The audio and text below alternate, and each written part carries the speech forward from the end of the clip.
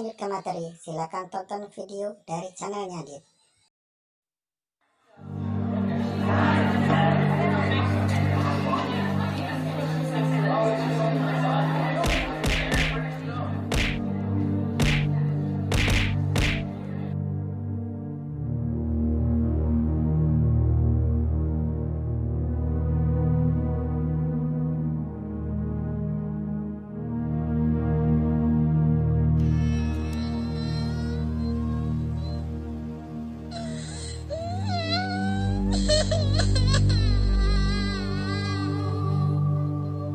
Tahukah kamu, kekerasan di sekolah sering terjadi di Indonesia.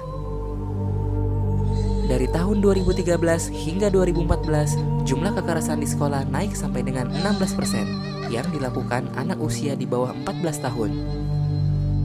Dan itu dilakukan di sekolah. Hampir setiap sekolah yang ada di Indonesia pasti terdapat kasus kekerasan di sekolah. Dari tingkat universitas, menurun ke SMA, lalu SMP, bahkan sampai ke SD. Bagaimana caranya?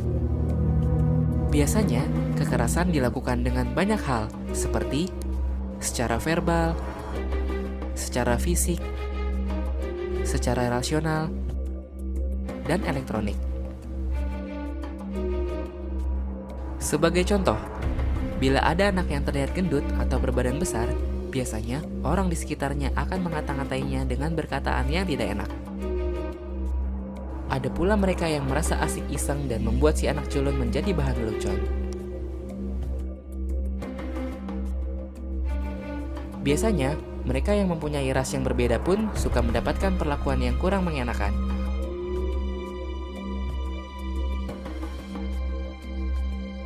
Zaman pun berubah. Kekerasan ini pun bisa dilakukan melalui media elektronik atau biasa kita sebut media sosial. Tahukah kamu apa dampak dari perbuatan itu? Bagi yang melihat, tentu saja akan berdampak pada dampak mental. Dia akan merasa takut dan merasa tidak nyaman. Bagi pelaku, biasanya akan mendapat sanksi bertahap dari orang tua, pihak yang berwajib, atau di persidangan, dan bisa sampai akhirnya di penjara. Sebagai korban akan berdampak seperti sering absen dan bolos sekolah, mudah emosi atau labil, sering terlihat ada luka dan memar, atau yang lebih parah, bunuh diri. Apakah kamu siap menerima semua perlakuan itu? Karena jalan kalian masih panjang untuk sebuah kebaikan.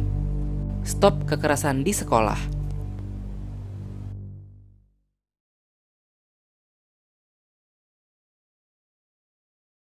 Assalamualaikum warahmatullahi wabarakatuh. Apa kabar anak-anak? Semoga kita selalu dalam lindungan Allah Subhanahu wa Ta'ala. Pada kesempatan kali ini, Ibu akan sedikit membahas materi tentang bullying.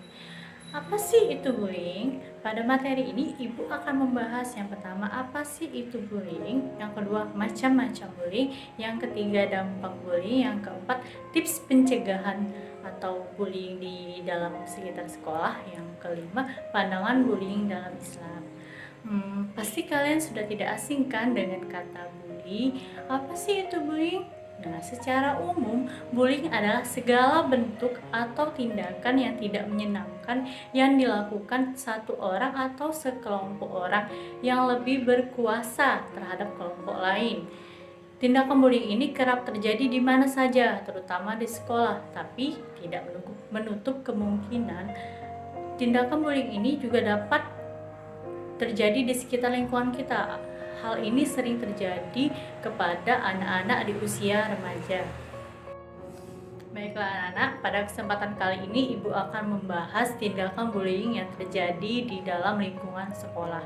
Berdasarkan National Association of School Psychologists, bullying terjadi sekitar 15% hingga 30% dari total murid di suatu sekolah yang berpotensi menjadi korban maupun pelaku dari bullying itu tersebut. Oleh sebab itu anak-anak, materi yang akan Ibu sampaikan ini cukup bermanfaat sih untuk kita simak sehingga apa yang Ibu sampaikan nanti dapat bermanfaat. Baiklah anak-anak, kita sudah bahas tentang apa itu bullying. Yang kedua, kita akan membahas macam-macam bullying. Yang pertama itu adalah fisik. Fisik di sini adalah suatu perilaku yang menyakiti seseorang secara fisik, misalnya memukul, menendang, mendorong temannya dengan sengaja, dan segala sesuatu yang dapat melukai fisik seseorang atau mencederai seseorang. Hal ini sangat tidak baik ya anak-anak. Yang kedua, verbal. Verbal di sini adalah mengatakan atau menuliskan sesuatu yang tujuannya untuk menjelek-jelekan seseorang, atau bisa juga mengancam atau memanggil temannya dengan perkataan yang tidak baik, tidak pantas. Nah, mungkin tanpa kita sadari kita pernah melakukan hal tersebut. Ibu harapkan jangan lagi ya anak-anak, karena itu termasuk dalam tindakan bullying. Yang ketiga, sosial atau rasional. Sosial atau rasional ini adalah merusak reputasi atau mengucilkan seseorang. Misalnya, ada si A, misalnya si Andi, menghasut temannya Doni untuk tidak berteman dengan Dika. Hal ini tidak baik ya anak-anak, karena itu merupakan suatu tindakan bullying. Anak tersebut menghasut temannya dengan cara menyebarkan fitnah, mempermalukan temannya di depan umum. Hal itu tidak baik. Yang keempat dan yang terakhir ini adalah cyberbullying. Cyberbullying merupakan perilaku mengejek atau mempermalukan seseorang di media sosial. Kalian sudah tidak asing kan, seperti Facebook, Instagram, Twitter, dan lain sebagainya. Hal ini merupakan salah satu bentuk tindakan bullying. Contohnya misalkan kalian membuat status yang mengandung sara yang menyebabkan perpecahan dan permusuhan di antara seseorang. Jadi macam-macam bullying itu ada 4. Yang pertama fisik, verbal, sosial atau relasional, dan yang keempat cyberbullying. Baiklah anak-anak, selanjutnya ibu akan membahas tentang dampak dari tindakan bullying.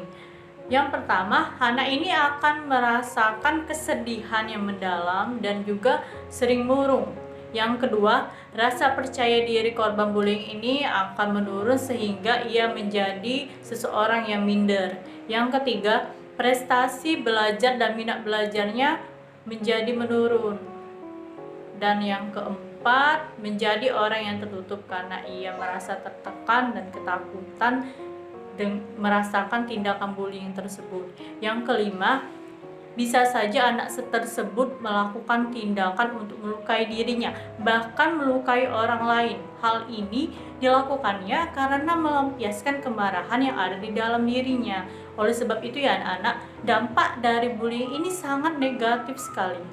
Dan yang keenam, anak tersebut berkeinginan untuk pindah sekolah dengan tujuan dia pindah sekolah, dia berharap dia tidak akan menemukan anak-anak yang melakukan tindakan bullying terhadap dirinya sendiri.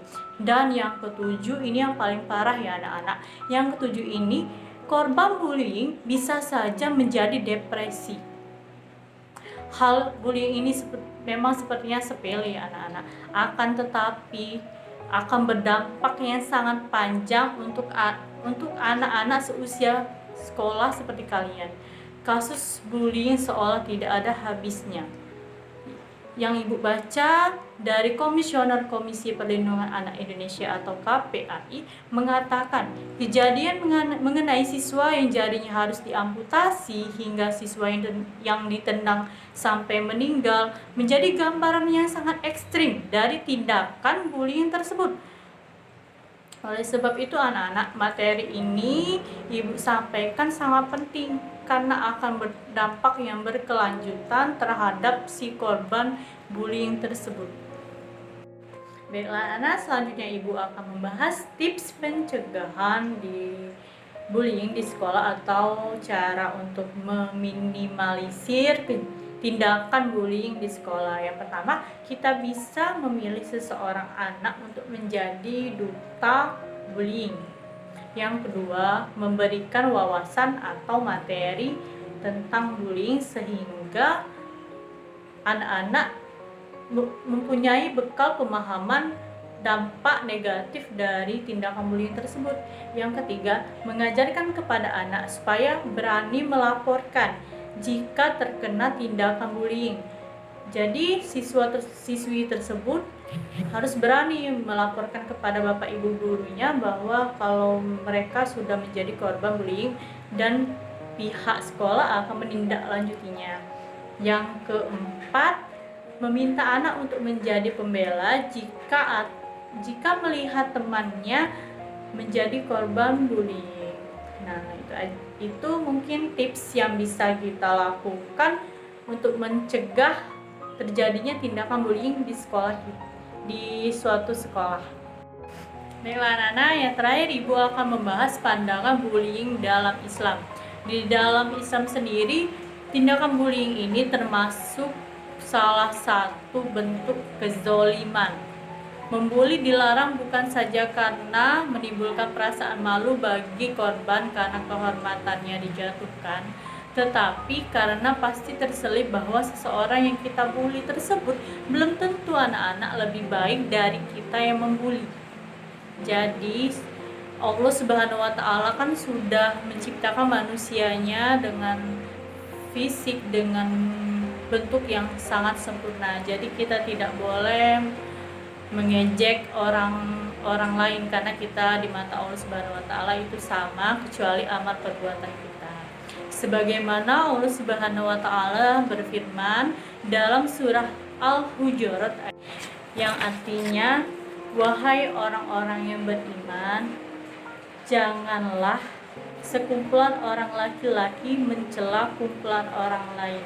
Boleh jadi yang dicela itu lebih baik dari mereka. Nah, maksud arti tersebut, kita jangan mengolok-olok orang lain, mengejek orang lain, karena boleh jadi orang yang kita ejek itu lebih baik daripada yang mengejek. Jadi anak-anak, semoga dari pembahasan yang Ibu berikan, tindakan bullying ini sangat amat mempunyai dampak yang sangat negatif terhadap pelaku, terhadap korban yang menjadi bullying tersebut, dan ini akan berdampak berkepanjangan, dan juga yang menjadi pelaku mungkin mempunyai efek juga ya anak-anak.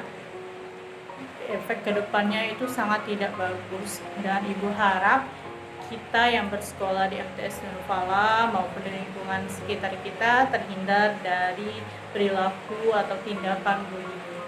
Mari kita ucapkan stop bullying karena hal ini sangat tidak baik. Sekian pembahasan dari Ibu, semoga apa yang Ibu sampaikan ini bisa bermanfaat untuk kita semua. Bila ada kata-kata yang salah, Ibu mohon maaf, kepada Allah Ibu mohon ampun. Wassalamualaikum warahmatullahi wabarakatuh.